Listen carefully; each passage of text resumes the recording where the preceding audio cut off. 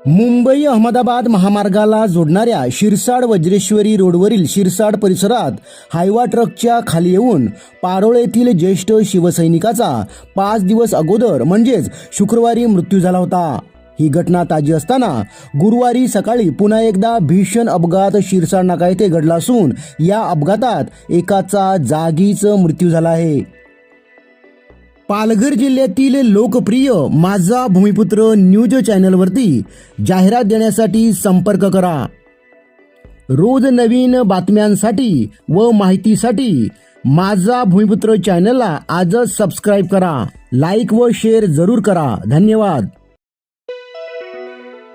या घटनेबाबत मिळालेल्या माहितीनुसार गुरुवारी सकाळी 7 वाजताच्या सुमारास राजेश प्रदीप शर्मा वय 48 हा बिहार राज्यातील कामगार शिरसाड नाका येथे चहा पिऊन आपल्या कामाच्या ठिकाणी जाण्यासाठी रस्ता ओलांडत असताना त्यास महामार्गावरून आलेल्या आयशर टेम्पोने जोरदार धडक दिली।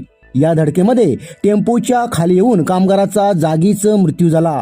हा अपघात घडून टेम्पो चालक गाडीसह वज्रेश्वरीच्या दिशेने फरार झाला आहे।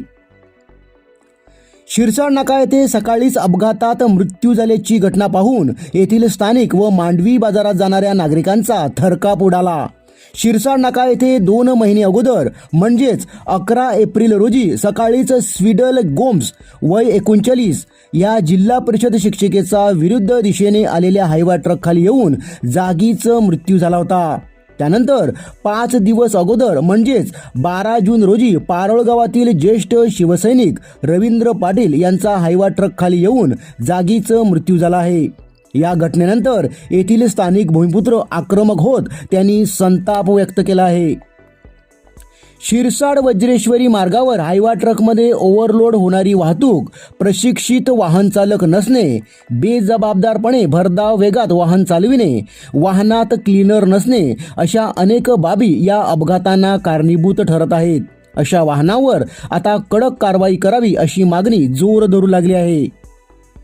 दरम्यान हा अपघात घडवून फरार झालेल्या वाहनाचा मांडवी पोलिसांकडून सीसीटीव्हीचा आधार घेऊन शोध घेतला जात आहे। शिरसाड वज्रेश्वरी रस्त्यावर सध्या काँक्रिटीकरणाचे काम सुरू आहे। अपघात व वाहतूक कोंडी होऊ नये यासाठी वाहतूक पोलीस व मांडवी पोलिसांनी कार्यवाही सुरू केली आहे।